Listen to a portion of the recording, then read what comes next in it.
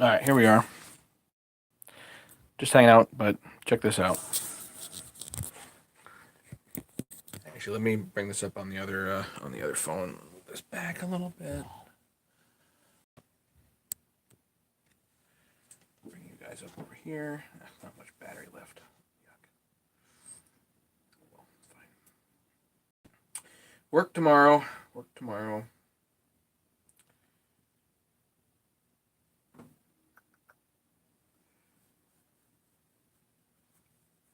James, Ken, Brian. Very good. Actually, I just wanted to pack up stuff for Ken here. So, Brandon and Larry. Good.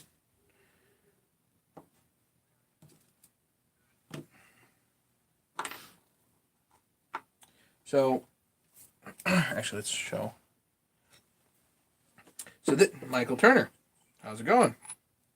So this puller was actually in an HL Supply video. So they actually sent this to me. Bruce was like, hey, you want me to send it to you? And I'm like, okay. Because this is a 1/2, I think 3/4 reducing coupling. And then this is like 3/4 to inch or something like that. Those are common. That's not a problem. Finding this piece, which is a reducing bushing from like 3/8 NPT. I think this is like 3/8 NPT, and then this is like 1 inch or something. Finding that reducing coupling is the trick behind the whole shoot. And a 5/8 bolt actually fits.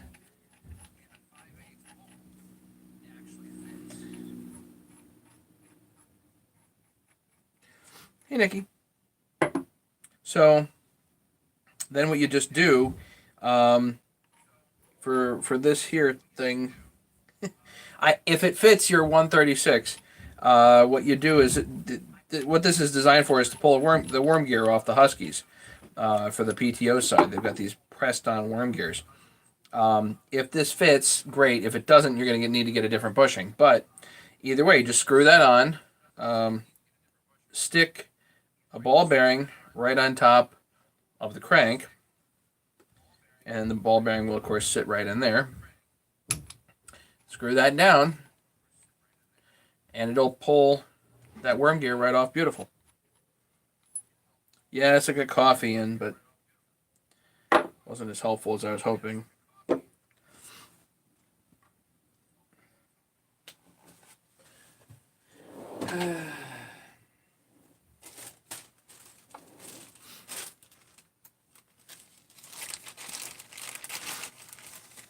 Yep, use the ID thread on the worm. Yep, I'm just going to put this in here, including the ball bearing. And I'm just going to ship this down to you because I don't know when I'm going to come down next.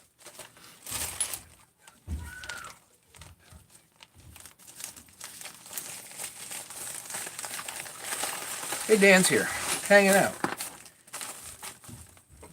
I know, we do a lot of hanging out. So, on the 350 bases, I know that you needed a base. I'm going to give you 2 of them. This 350 base is like old, but should be fine. So that's an OEM part, and these are the wide, the coarse thread screws. You got to put Loctite on them, otherwise they do back out. So there is that. Actually, you know what? Here, let's get.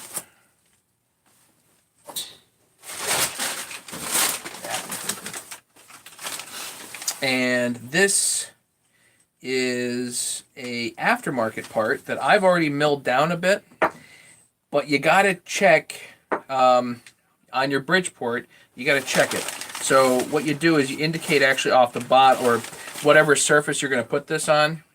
Put it on down on that surface, and then you run your end mill over there and make sure it's even, because front to back is not bad, but tilt this way is bad. So Yeah. Anyway, so Dan, I'm just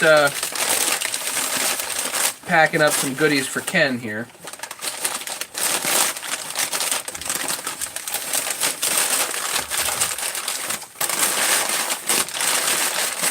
Mostly because I just don't know when I'm going to get down there again and have time.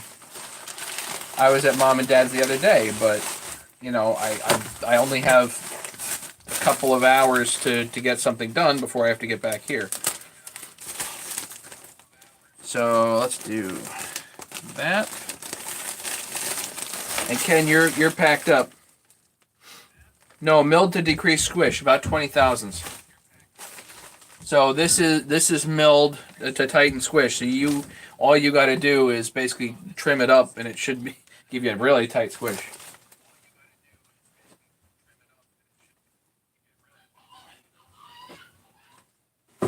But what you want to be careful of is the darn head bolts. You got to make sure that the head bolts don't bottom in that darn thing before they tighten the head down.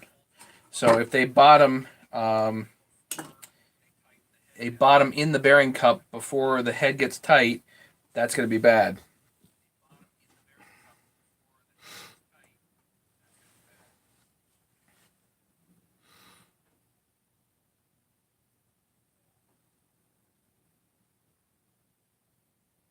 Well, that thing has to sit on the flat plate, and then you mill the top, because you got to make. Cause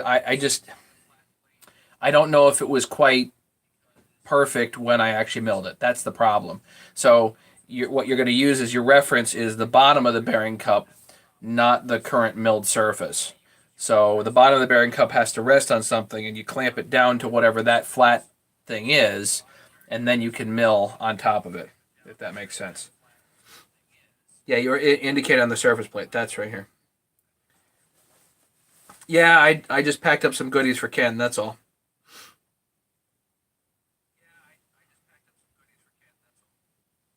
350 stuff.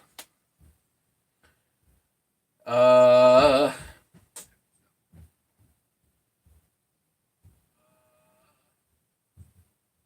so I had quite the discussion last night with. Well, I texted Dustin a bit, and I've been emailing back and forth with Larry, and I talked quite late with Joe last night. All trying to get some ideas on where we're going to go with all this stuff.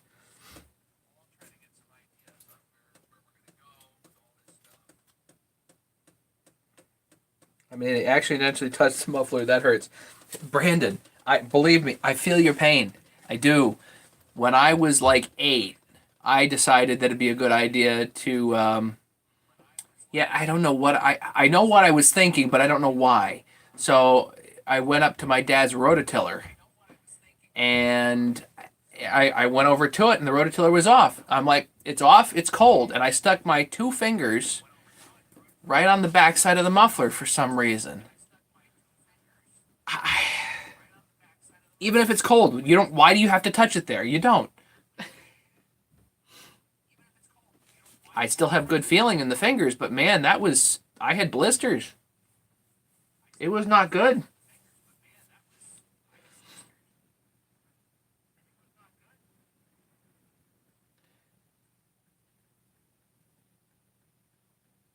Never wear shorts. Um, Ken, you can open up the muffler as much as you want, whatever you want to do there. The bracket that goes there is the 346 XP bracket. I don't know how many more of those I have, but you can just get those from the Husky dealer. The 346 XP support bracket, and you have to cut the leg off, the flywheel side leg off.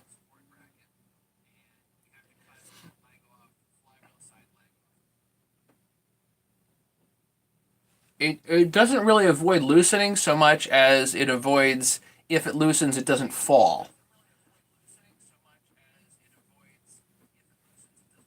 It prevents the muffler from vibrating, so it probably prevents loosening somewhat.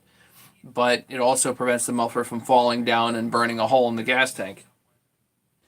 Hey, Eric. Could be slowing down a chain in your upper thigh. Ugh. So yeah, so now I got 2 things to ship out. One's going to Eric tomorrow, and then the other's going to go to Ken. I'm going to tell Daddy you just ruined my track. Chris, Daddy, what? Tell him. What's going on, kids?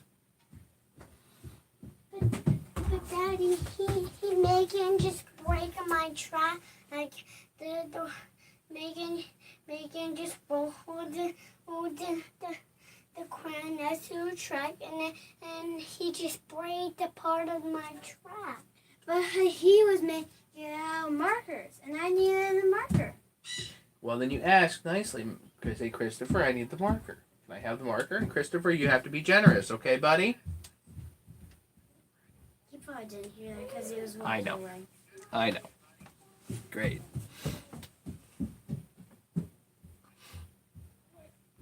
Yeah, Ken, safety wire is an idea. The other idea that I had is once you know that it's all good and everything's working good, you don't have to take it apart, MIG weld it. Just take 2 tack welds. Done.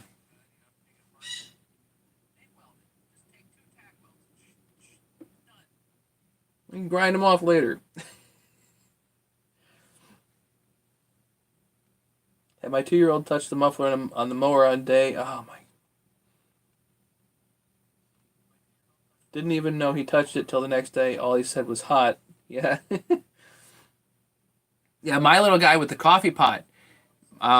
Christopher knows. He like 18 months. I'm like, that thing's hot. You don't want to touch that. And of course he did. I was like, yeah, I told you, hot. Didn't, it wasn't enough to give him bad burns. It was just, it was enough to let him know he didn't like it. So, learn quick.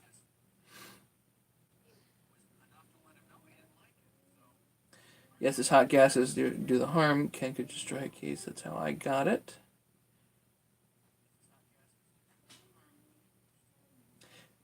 Well, not just the gases, but the muffler itself is so hot it'll actually burn through to the oil tank. You have to be careful of that. Matt, husky chop saw to eat. What causes a husky chop saw to eat the top of the piston? Water in the fuel?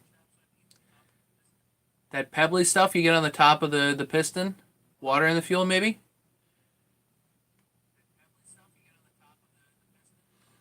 My buddy's little boy, I thought it'd be cool to touch a wood stove. Touch my wood stove glass on the door. Yeah, ooh. Burns are nasty. They just are.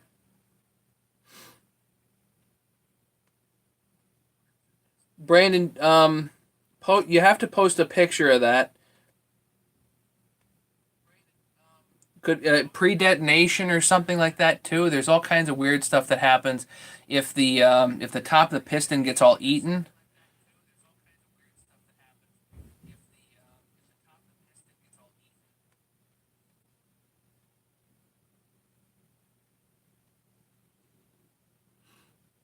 Yeah, email me a picture. I am not the authority on that though, on figuring out what's going on. You'd probably be better off just posting that. Actually, post that on the Facebook chainsaw repair forum.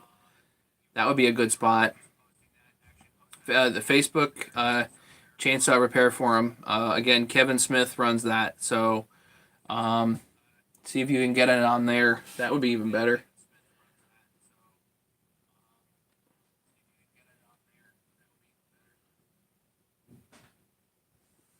Yeah, the 350 the adjustable oilers are. I mean, there's plenty of them out there, but anybody selling them wants quite a bit of money for them. So.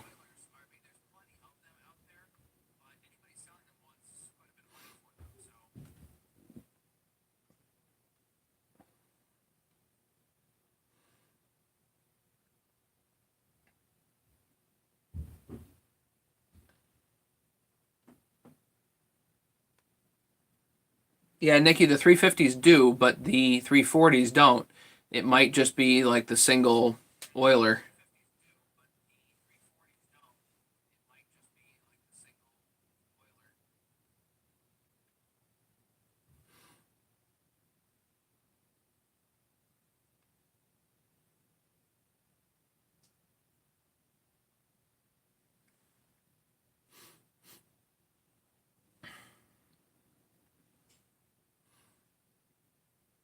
I do have another Husky 350 carcass out in the shed. So who knows?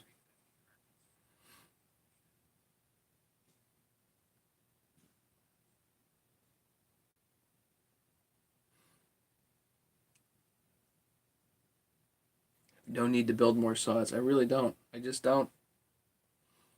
Just got stuff sitting there. I got lots of stuff sitting there.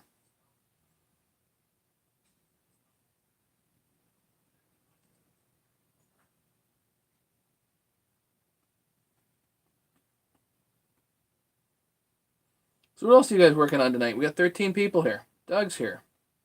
How's it going, Doug? Um, we're just hanging out. I just packed up some stuff for Ken, and just hanging out for a few minutes. Uh, did some brainstorming yesterday as far as products go for, what we can actually, Ken, do you know a place here in Connecticut that would do basically injection molding for plastic parts? Let's say I wanted to get this remade. Is there a place here in Connecticut that would do it?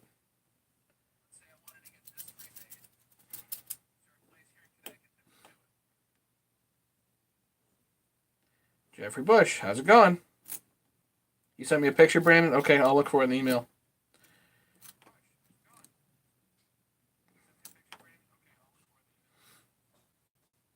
But let's say I wanted to get, 100 of these made. What's the realistic, and I don't, but let's, just theoretically speaking,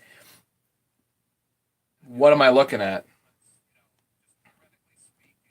You're doing a 5 horsepower go-kart build. Okay, cool. That's cool, Brian. Eric's working an old 031 firewood saw for a coworker. Great. Take that thing, use it for a doorstop, and go get him something else.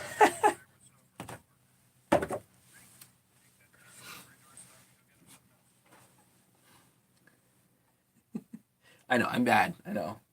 Um, your stream from today got taken down, Ken? Oh. I know tooling is expensive. I know tooling is very expensive. Um, I'm still curious, you know.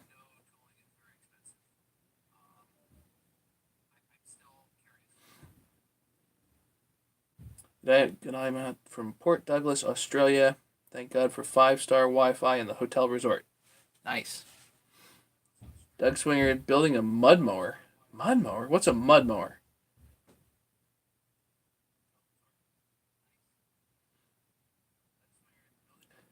The tool would be $7,000 for a DME 3-plate mold. That sounds about right.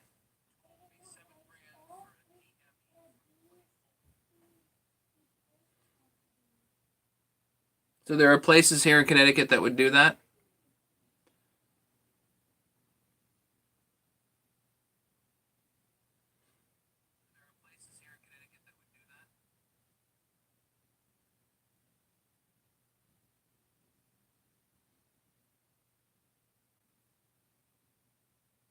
Okay.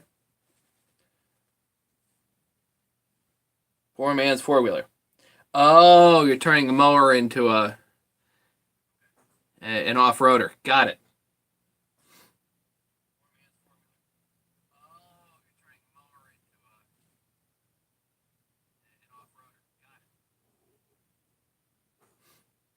Buddy has a mold shop in Bridgeport. Text me his address, and one day I may walk in there. Have an idea or two.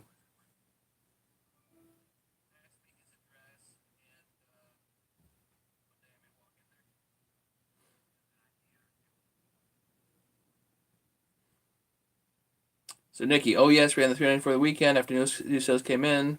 After some tweaking, finally got a good working cell. Yippee! Yeah, that's basically the feeling, Nikki.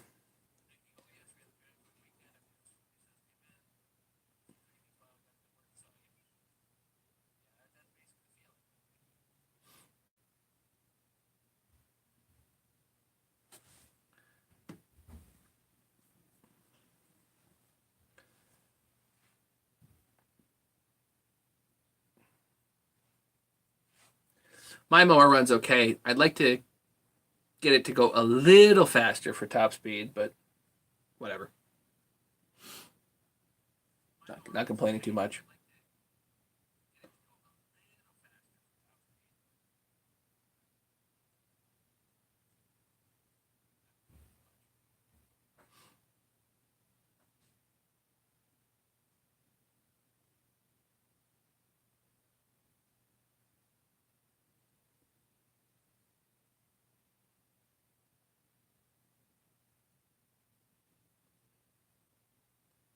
Nikki, I don't have a whole lot to use a long bar in either.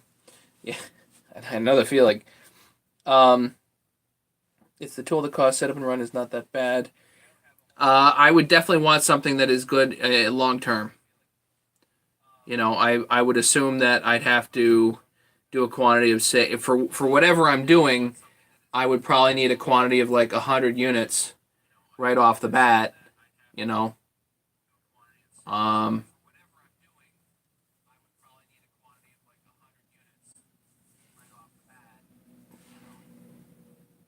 short run is 250 pieces. Okay.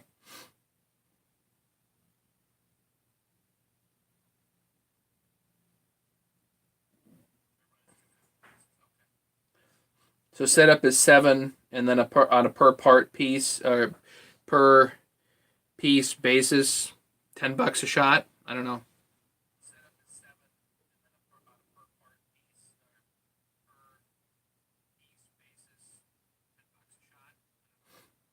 Making mold out of my old steel like H13 is a lot more costly. Well, again, it depends on how long of a duration I do the project, right? So my thought initially is do something that has some longevity.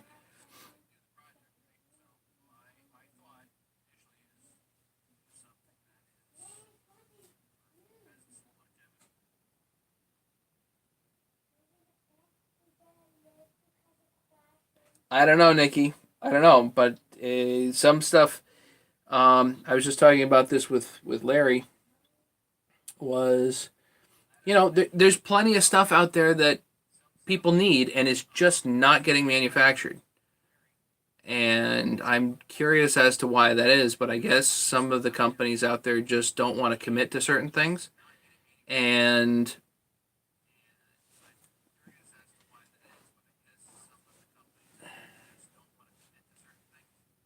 .394 elbows. Nobody's doing them.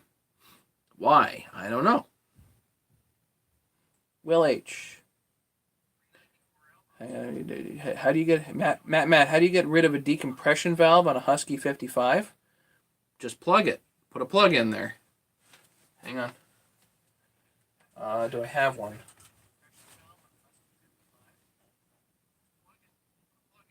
I'm gonna get to you guys. Hang on. It's a plug. Just put a plug in there, or put a new decomp in. They're not cheap, but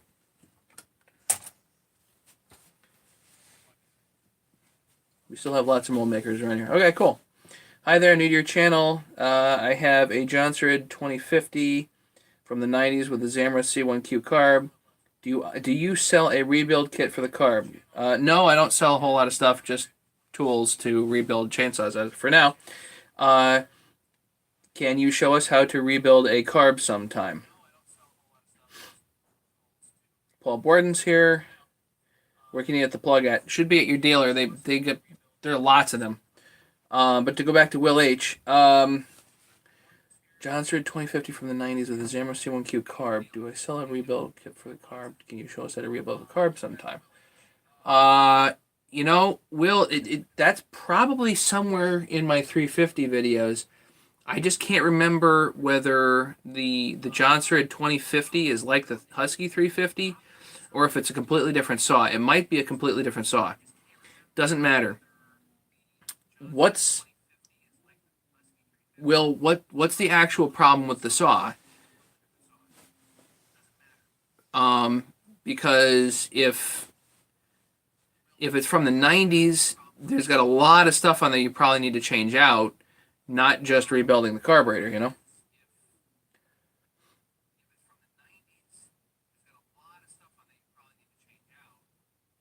It will not idle. Could have an air leak. Could be a bunch of stuff. Could be an air leak. You could have a hole in the fuel line. Um, could be tons of different things.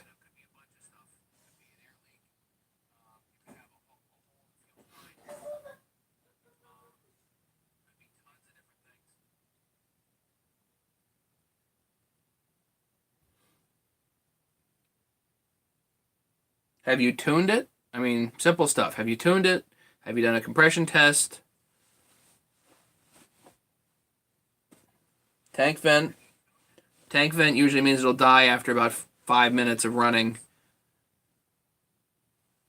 Just shuts off, and then you open the tank. You open the gas tank and put it back, and then it runs fine. Otherwise, it vapor locks, you know.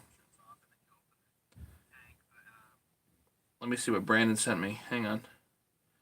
I know that there are more comments. I'm coming. Hang on. Holy cow. Brandon sent me a lot of stuff.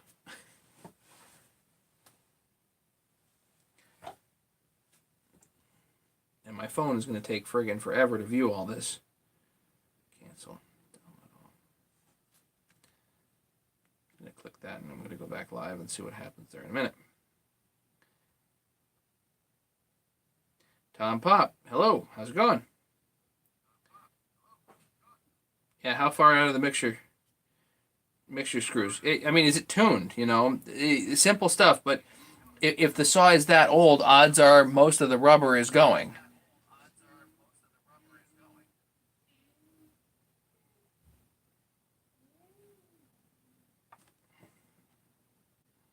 Oh, I'm getting images here, Brandon. Hang on. Ooh.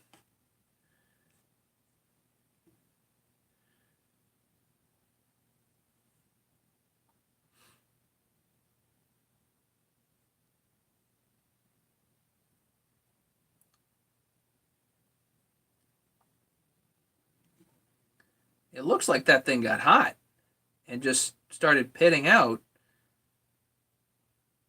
It looks like that thing's been run hot a lot. Crappy fuel, run hot, pre-detonation. Who knows? Yikes. Will Brandon, will the top end clean up? It looks like so. Well, you could have also gotten debris in there, and it could have whacked that, 1,000 times there. That's possible. The chunk that came out, I mean, what the chicken or the egg thing there.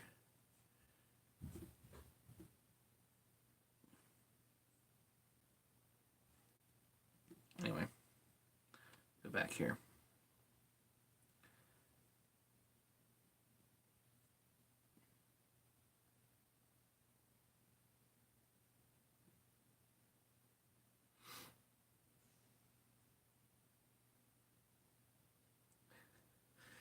James, did girlfriend vapor lock one time? Great.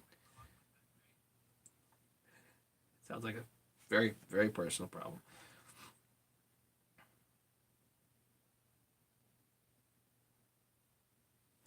Yeah, well, it could very well be that the carb is gummed up. That's possible.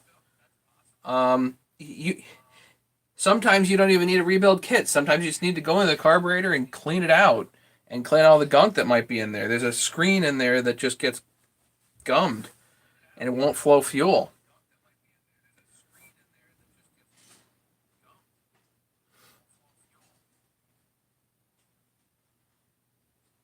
Paul Borden looking to buy a vacuum tester. I like my Minivac 8500 kit. Where is it?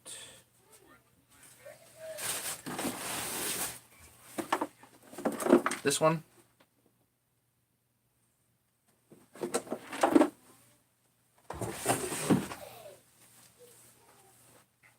Drive tuning it? Yeah, we just won't adjust. It either, yeah, it could be a rebuild kit. It could be an air leak there, Will.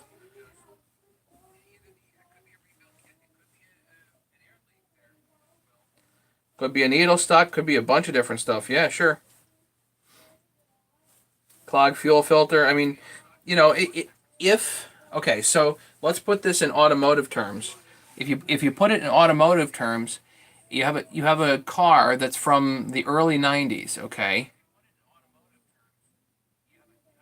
What exactly on that car has survived? Odds are most of the rubber's shot. You need to go in and change out all the rubber. Well, guess what? On a chainsaw, it's no different. You know, if you have a saw that's from 2012, the seals might be all right. If you got a saw that's from 1992, do you really trust the crank seals? I don't.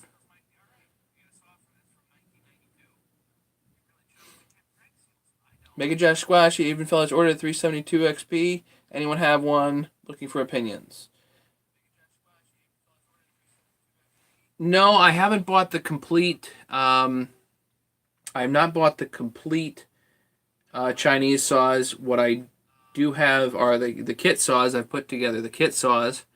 They do need a significant amount of parts changed out, I think, but you can definitely see my video on that on how to put together the kit saws. The problem is that, you know, like Walt tends to say, is that everything's a moving target. So some parts come in one time, they're good, other parts are not so good.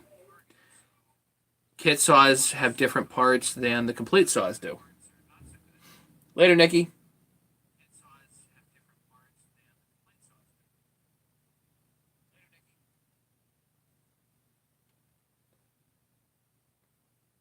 Not sure if the 25th. Yeah, Larry, I don't know if that's the same. I don't know if it's the same model or not. It might be a different model.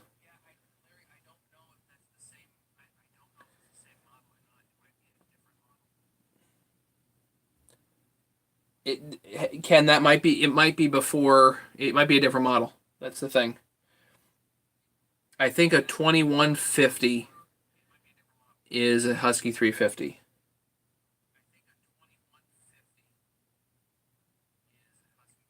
2156 is a 357 XP.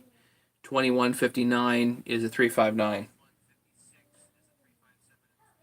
The reason I ordered the complete is I don't have the tools or the time. Thanks for the input. You know, Mega, I mean, I don't know what to tell you on that. You know, those saws might give you really good longevity. They might not. I don't know. Walt certainly has more information over his channel at A Fleet Command. That's what it's called. AFLEETCOMMAND. A Fleet Command. And he's got more information on that over there.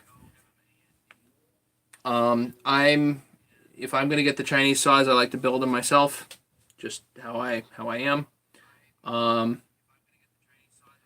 But if you don't got the tools at the time, then there's that to consider. But I would also be very careful and say, if you don't have the tools at the time, then my humble opinion is you might consider buying an OEM saw, preferably one with a warranty. Just a thought.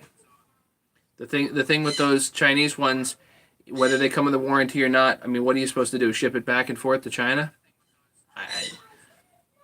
I don't know. It just doesn't make any sense to me. The Chinese stuff does make sense in some ways, but if I buy any parts from there, I don't expect to be able to send them back. I get what I get, and that's it.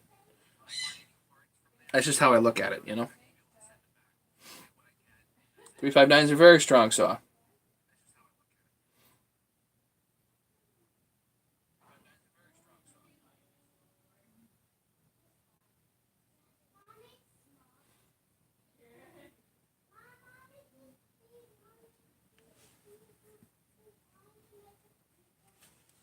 Some of the Chinese stuff seems fine. Some of it is just junk. It's just junk. But figuring out which is which, chainsaws are a funny thing. I've been doing this for a bit now, and they are really a funny thing. And literally, just the tiniest thing that goes wrong puts the saw on the shelf.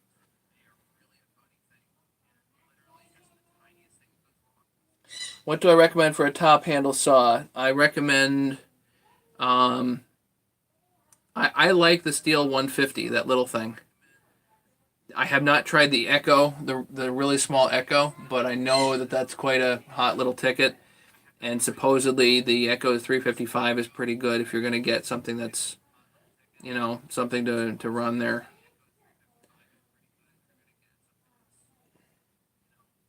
Those are what I'd be looking at if I was out looking for such a thing. I'm not a pro by any means, just looking to get something bigger than my Dolmar 111.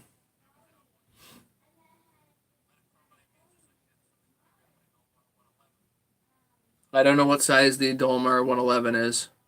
How many cc's is that? 50? 40?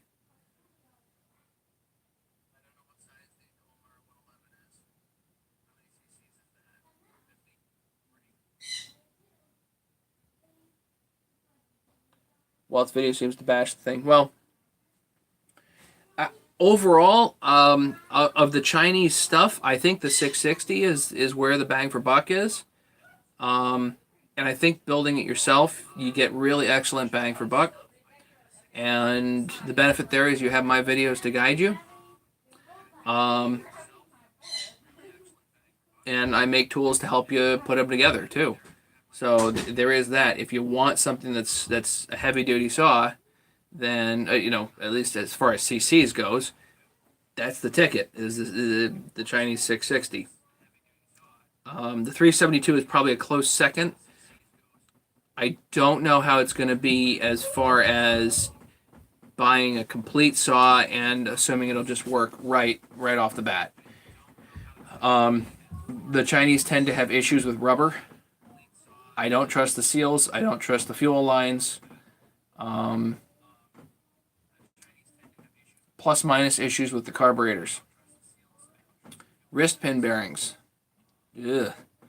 OEM wrist pin bearings is a really good idea. If not, let's say, if you're using an aftermarket head, fine, but you might want a meteor piston. So stuff like that, you got to start swapping stuff out. The starter covers don't tend to be very strong.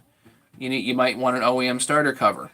So suddenly you start, pouring all kinds of money and time into this sort of thing, and it might not be worth it. That's the problem.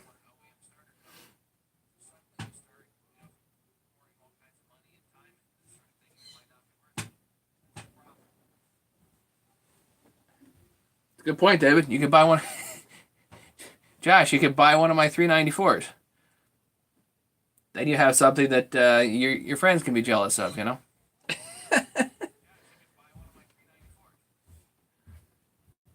52cc. So the jump up to 70cc for a 70cc class saw for the 372, it's a jump, but it's not a huge one.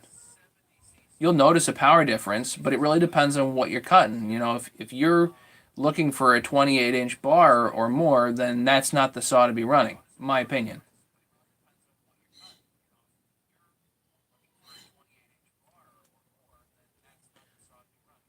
The split of the kit and the complete is like $140. Yep.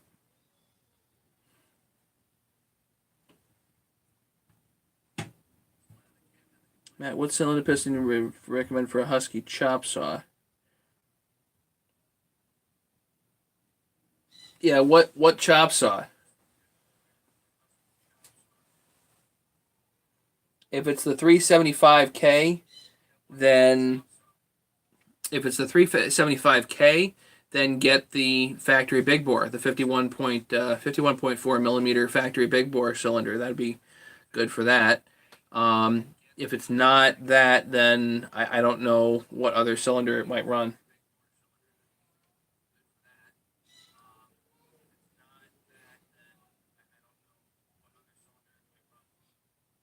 Hey, William. K760. I don't know what... Brandon, I don't know what cylinder head goes on a K760.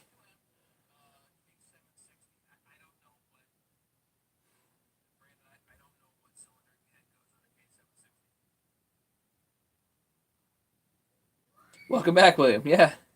Um, okay, so back to Josh. I'll be running a 24-inch bar max. Okay, fine.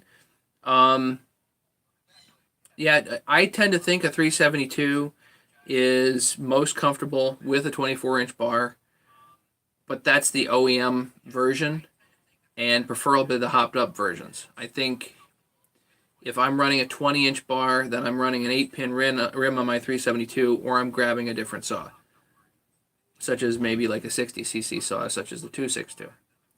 So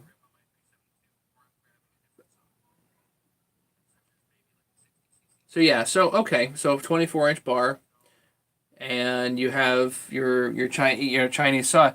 Do a compression test, see how check the squish, see how much of a gap you have there. There's all kinds of stuff you can do to hop them up and improve them. If it runs for you great out of the box, great. Uh, I would just be cautious of the rubber. Have you ever used a Chinese carb? Yes. How good are they? They are hit and miss. Some of them work great. Some of them not so good.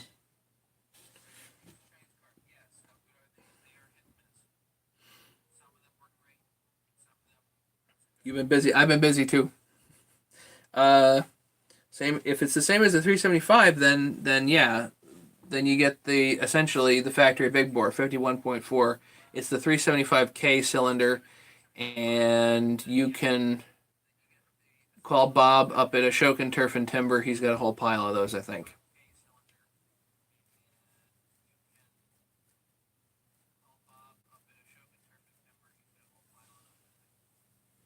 If I'm running a 372, I prefer the OEM carburetors. I've tried the aftermarkets. I've actually tried a bunch of them. Some work good, others don't.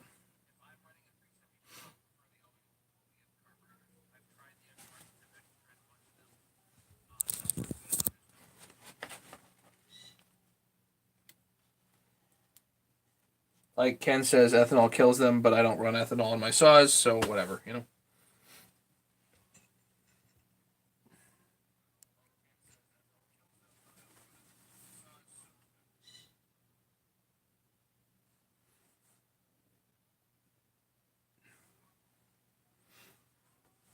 Anything else kicking around, guys? Questions, comments, thoughts?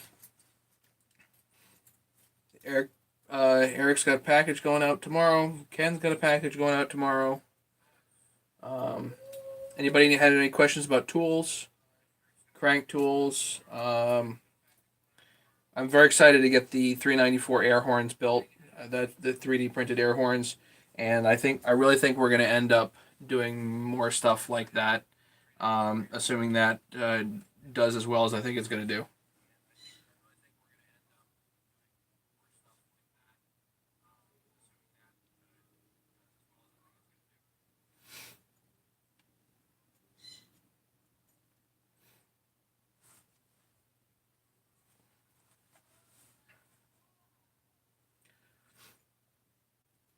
How much will shipping be on those chains? I don't know. Pretty cheap. Hang on.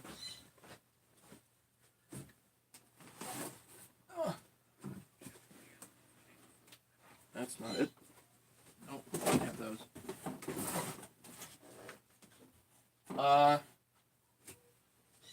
James, if I can, I'll get him into one of the flat rate envelopes, one of the padded flat rate envelopes. It's like $8. Take care, Brian. Have a good one.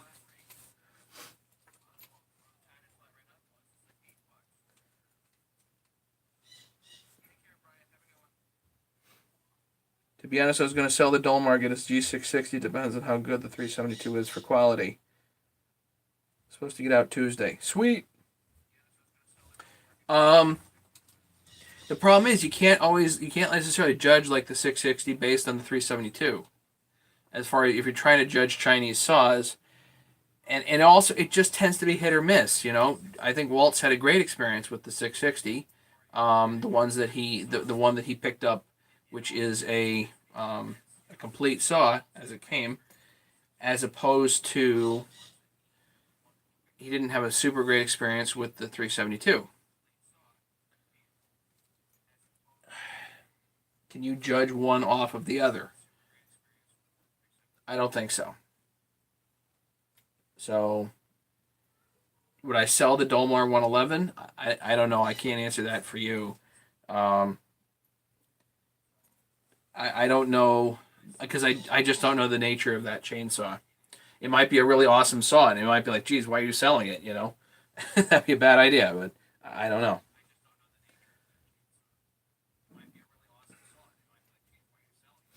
Craig made it. Great. Listen to Craig. James, postal money order's fine. Yeah.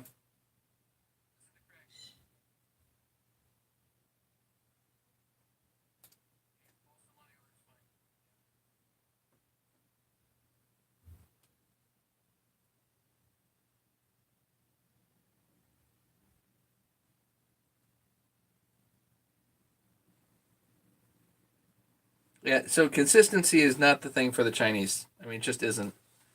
They're just not super consistent. So, um, overall, I think the 660 is the best bang for buck. I'd recommend putting it together yourself. It's an interesting project. If you do put it together yourself, it is going to be a whole lot easier to service down the road.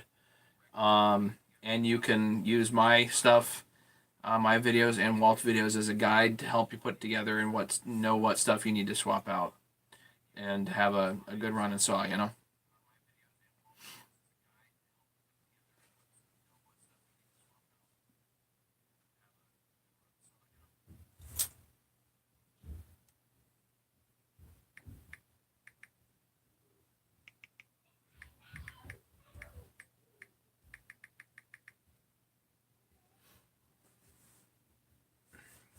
Larry, just remove all the ampersands there and you have my email address.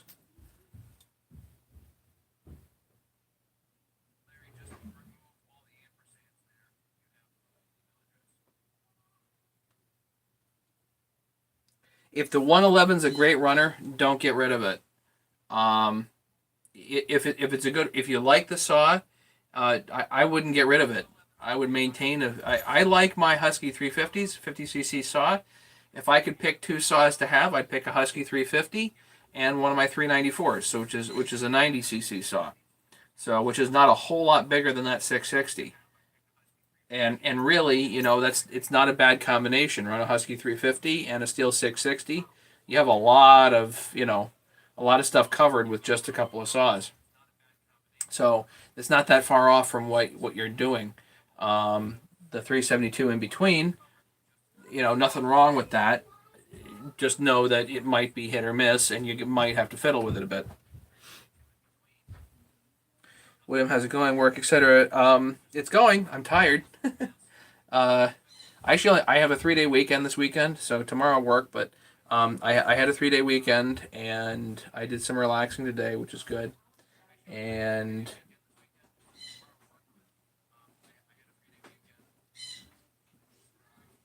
yeah, so did some relaxing today. Tomorrow's work again. I work 4 days this week, and then Saturday morning. So it's going. Things are going. Uh-oh, hang on a second. My wife beckons. Yes. Yes, Beckons. Eyeballing your pizza slice. Would you be offended if I got you pizza but now Megan wants to eat it? No, she can eat it. That's fine. I said I wanted to ask you before. Yeah, go ahead. That's fine. Sorry.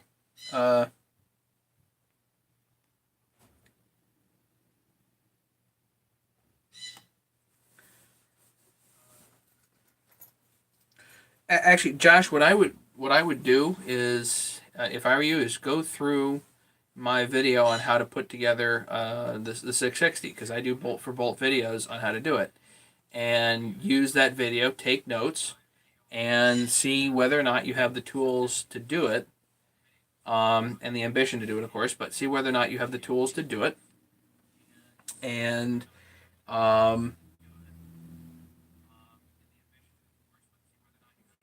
you might want to end up building it yourself. And I'm here as a guide.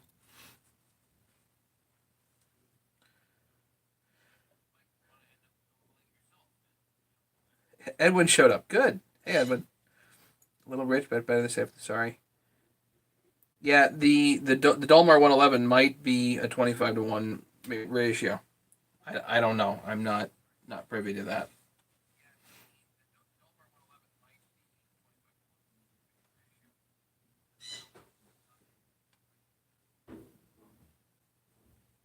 Yeah, if David says so, I'm not going to go against that.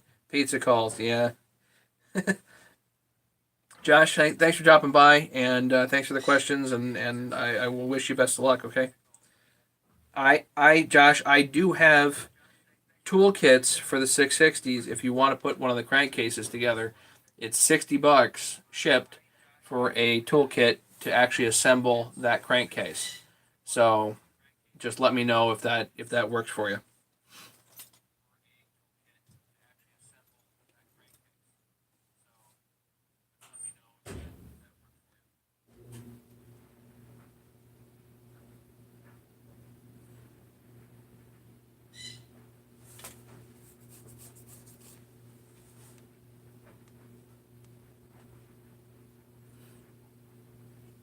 Up and Walt just posted a video. Husky 372 Highway 52 millimeter pump built from X torque bones. Okay. So Walt just posted a video. All right. So, 25-to-1 for Chinese sauce. Yeah, I probably would run a little extra oil.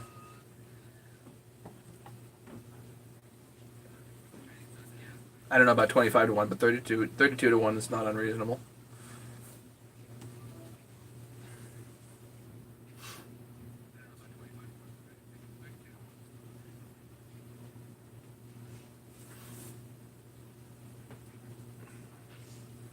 All right, I think I'll call it for the day. I'm gonna go chill out. Um, not much else doing. I'm excited to get this 3D printed stuff going, and if I can, possibly get into redoing some other parts as well. I have a couple of ideas based on talking to Dustin and Joe and Larry. Got some other ideas. So, thanks everybody for hanging out. Do appreciate it. And if anybody wants a 394, they can let me know. I still have 2 for sale. So anyway, shoot me an email if there's any questions.